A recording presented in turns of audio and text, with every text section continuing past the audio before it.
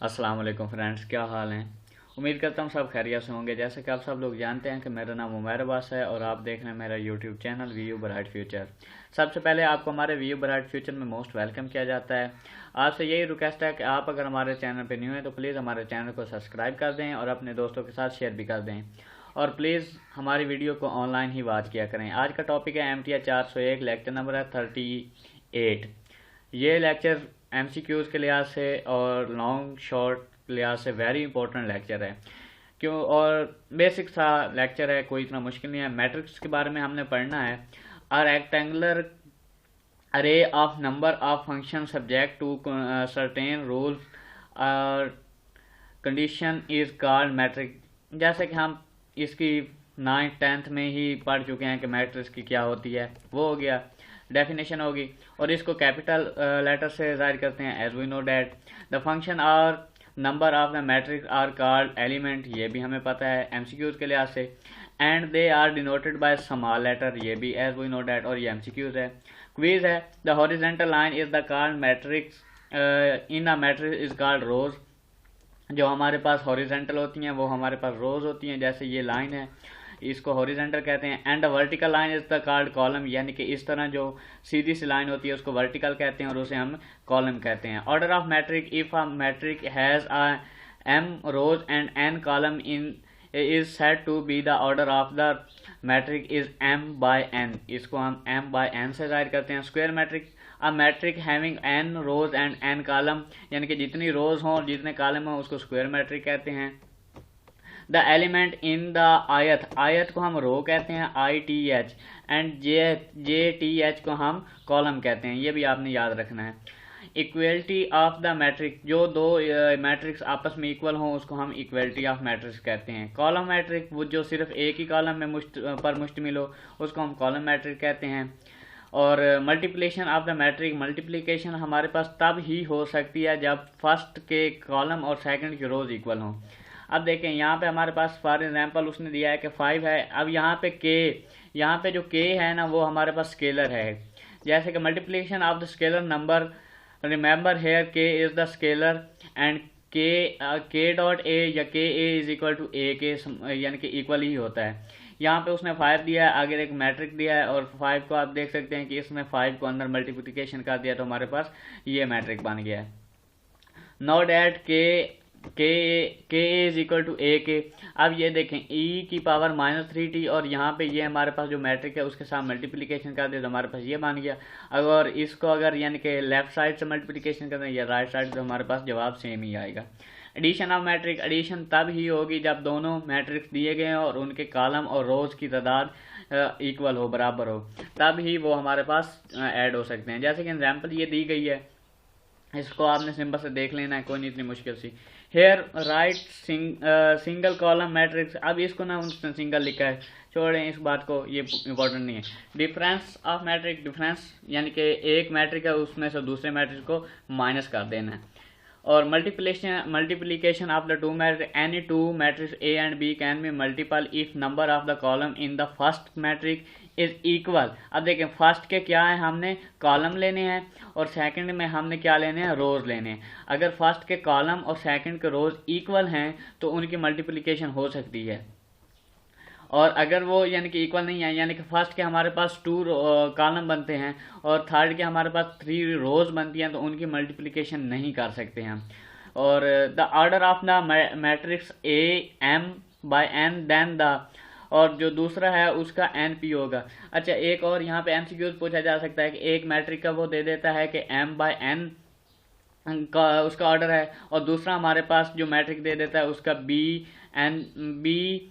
B matric है और उसका जो ऑर्डर है N×P या NP लिख लें, जो भी लिख लें, तो उसका आप ऑर्डर बताओ। तो इधर से देखना है, आपने इधर से फर्स्ट पकड़ना है और इधर से सेकंड पकड़ना है। तो MP इज इक्वल टू जो होगा यानी कि जैसे ये है MN और ये NP, यहाँ से देखो M को पकड़ना है और इधर से यानी कि इसका फर्स्ट और इसका जो है लास्ट, इसको पकड़ के वो हमारे पास ऑर्डर बन जाएगा। Note that matric multiplication is the not commutative, ये हमारे पास MCQs के तौर पे, यानी कि AB not always not equal to BA।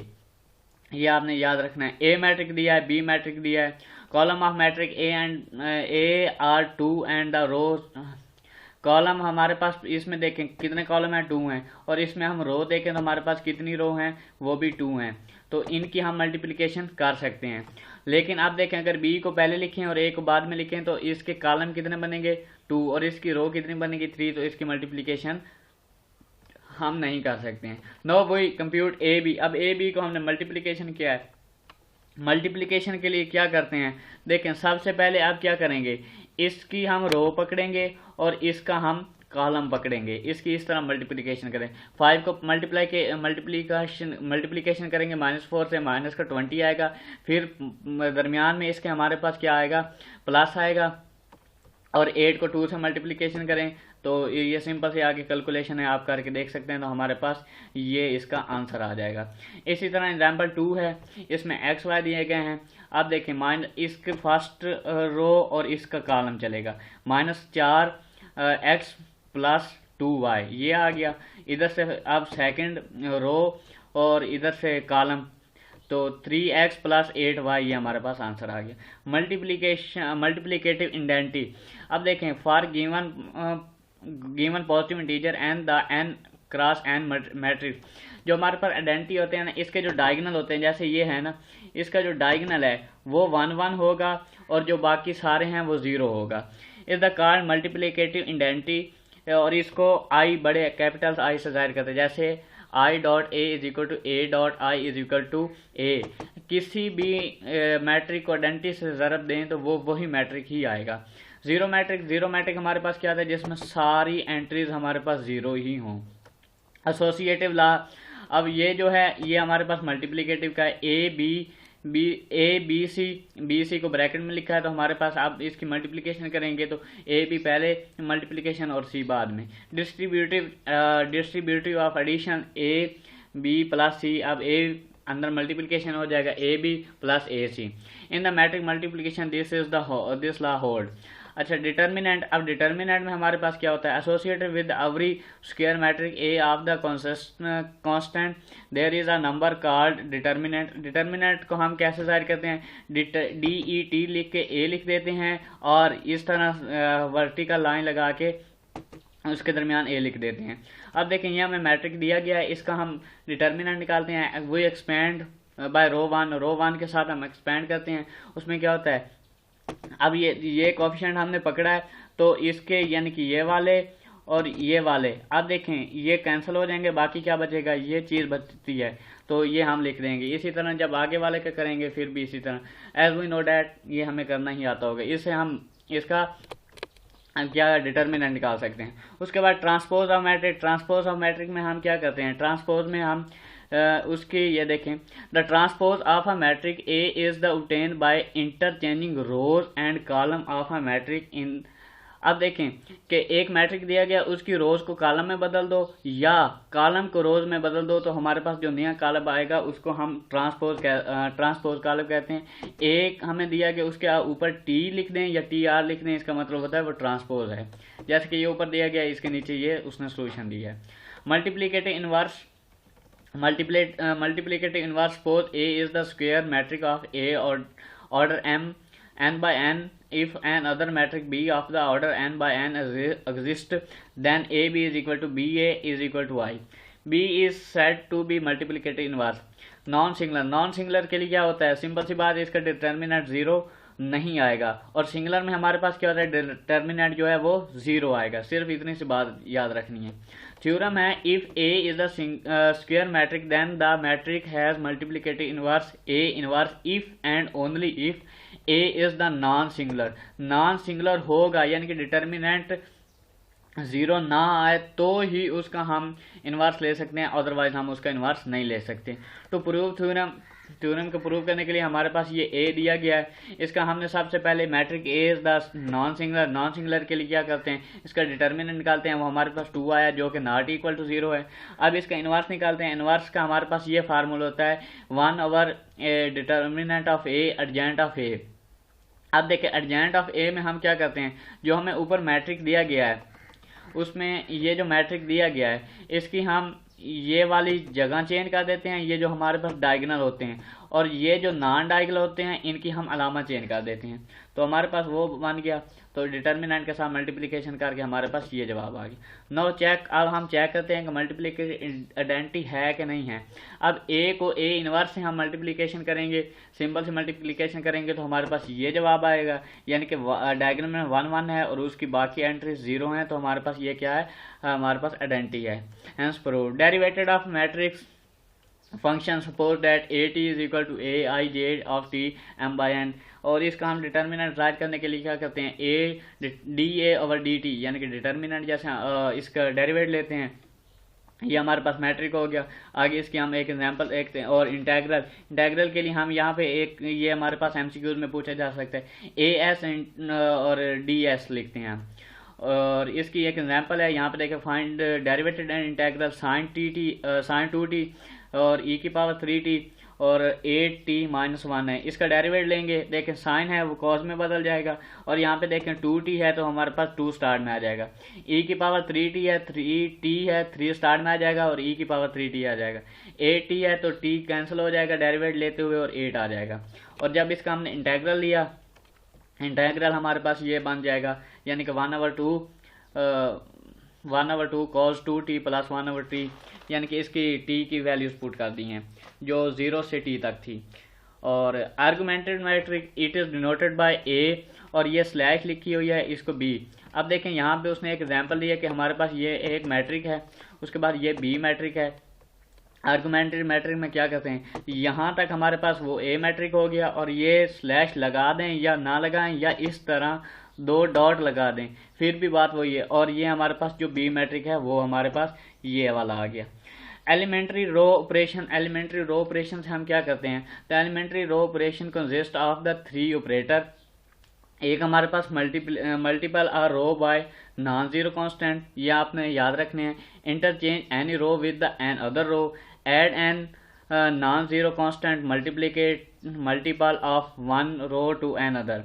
उसके बाद Gaussian and Gaussian Jordan method है। In Gaussian elimination method and apply elementary row operator and argumentary matrix of system of the linear equation to be solved until it transformed to echelon form। अच्छा, echelon form और reduce echelon form में हमारे पास क्या फ़र्क होता है, वो आगे एक इक्वेशन है, क्वेश्चन है, उसमें हम सॉल्व करेंगे, आपको क्लियर हो जाएगा। The first non zero row is non zero row, first non zero row entry is a non zero row leading 1। इसमें ये पॉइंट याद रखना है कि जो फर्स्ट नॉन जीरो होगी वो 1 स्टार्ट हो गया। In consecutive non zero row the first entry 1 in the lower row pair to the right of the side 1 is higher of row. ये आगे हम क्वेश्चन करेंगे, उसमें आपको समझ आ जाएगी। उसके बाद गाउसियन जॉर्डन जो मेथड होता है वो रिड्यूस एचिलॉन फॉर्म में होता है, और जो गाउसियन होता है वो गाउसियस जॉर्डन होता है वो हमारे पास रिड्यूस एचिलॉन में होता है, और जो गाउसियन होता है वो एचिलॉन फॉर्म में होता है। अब देखें हमारे पास ये क्वेश्चन है, ये हमें क्वेश्चन दिया गया है, इसी को हम सॉल्व करते हैं। अब देखें इसका सबसे पहले मैं आर्गुमेंटेड मैट्रिक लगाया, यानी कि ये जो कोफिशिएंट थे x1 के वो लिख दिए, ये x1 के हो गए, ये हमारे पास x2 के हो गए, ये हमारे पास x3 के हो गए, और ये हमें जो राइट साइड पे इज इक्वल के बाद दिया गया है वो हमारे पास हो गया, ये हमारे पास आर्गुमेंटेड मैट्रिक हो गया। अब हम क्या करते हैं, by interchange first and the second row. अब फर्स्ट को सेकंड में, यानी कि जो फर्स्ट रो थी उसको सेकंड में लिख दिया, और जो सेकंड थी उसको हमने फर्स्ट पे लिख दिया। अब देखें यहाँ पे जो ये है ये हमारे पास लीडिंग एंट्री है और 1 से स्टार्ट हो रही है। अब हम क्या करते हैं, -2 R1 को हम मल्टीप्लिकेशन कर देते हैं और उसको प्लस R2 में जमा कर देते हैं। इस यानी कि इस इक्वेशन जो हमारी रो है इसको हमने -2 से मल्टीप्लिकेशन किया और इसमें जमा किया, तो ये देखें 1 के नीचे जो लीडिंग एंट्री के नीचे वो है 0 बन गई। अब देखें, अब इसको आगे करेंगे, हल करेंगे, -5 R1 प्लस R3 हो गया। अब यहाँ पे देखें इसकी, यानी कि इसको -5 R1 को मल्टीप्लिकेशन करके R3 में ऐड किया दिया, तो ये भी एंट्री 0 होगी। अब देखें फर्स्ट एंट्री के नीचे जितने भी एलिमेंट हैं वो 0 हैं। उसके बाद 1/2 R2 जो हमारे पास R2 है उसको 2 पे डिवाइड कर देते हैं। ये देखें ये लीडिंग एंट्री 1 है, इसके राइट साइड पे सेकंड में हमारे पास जो है वो भी 1 है। उसके बाद हम क्या करते हैं इसके अब इस 1 के नीचे भी हमें 0 बनाना है। उसके लिए हम क्या करते हैं 3R2 + R3, अब इसमें हम ऐड किया तो ये भी हमारे पास 0 हो गया। और 2, अब ये देखें यहाँ पे भी हमें क्या चाहिए 1 चाहिए। क्यों, अब देखें ये जो है ना इसके डायगोनल यहाँ पे हमें 1 1 चाहिए और इसके नीचे हमें 0 0 चाहिए। जब ये 1 1 1 और ये 0 0 होगी। अब देखें इसके सिर्फ हमें क्या फर्स्ट लीडिंग एंट्री है उसके नीचे 0, उसके बाद सेकंड रो में जो लीडिंग एंट्री है वो 1 और बाकी 0 और इसके 1, यानी कि इसके डायगोनल में हमारे पास क्या आ गया 1 1 आ गया, बाकी इसके नीचे हमारे पास 0 है। इसको हम रो एचिलॉन कहते हैं, रिड्यूस एचिलॉन नहीं कहते। अब हमारे पास ये सिचुएशन मान गई। अब हम क्या करते हैं हम इसकी कीमत निकाल लेते हैं कि x3 की हमारे पास जो कीमत आई है 5, वो हमने पुटिंग की ऊपर जो हमने इक्वेशन लिखी है उसमें हमारे पास ये आ गई। अब देखें ये हमारे पास यानी कि यहाँ तक आपने वैल्यू देख लेनी है, सिंपल सी कैलकुलेशन है। उसके बाद गासियन जॉर्डन मेथड से हम क्या करते हैं जो हमने लास्ट में इक्वेशन निकाली है उसको हम रिड्यूस एचिलॉन में फॉर्म करते हैं। रिड्यूस और एचिलॉन फॉर्म का क्या मतलब होता है, जो हमें ये मैट्रिक दिया गया है आर्गुमेटेड मैट्रिक, इसको हमने आइडेंटिटी बनाना है। आइडेंटिटी बनाने के लिए क्या करते हैं यहाँ पे जो हमारे पास एंट्रीज हैं ये वाली डायगोनल ये हमारे पास 1 1 हो और इसके ऊपर नीचे सारी ही 0 0 हो। उसके लिए हमने इसको सिंपलीफाई किया, हमारे पास ये सिचुएशन बन गई। यहाँ से हम देखें x1 हमारे पास क्या है -10 है और हमारे पास x2 -3 और x3 हमारे पास 5 आ गया। तो ये था आज का हमारा लेक्चर, होपफुली आपको समझ आई होगी। अगर समझ आई हो तो कमेंट लाजमी करना, सब्सक्राइब करना और अपने दोस्तों के साथ शेयर करना। ठीक है दोस्तों, मिलते हैं किसी नई वीडियो के साथ।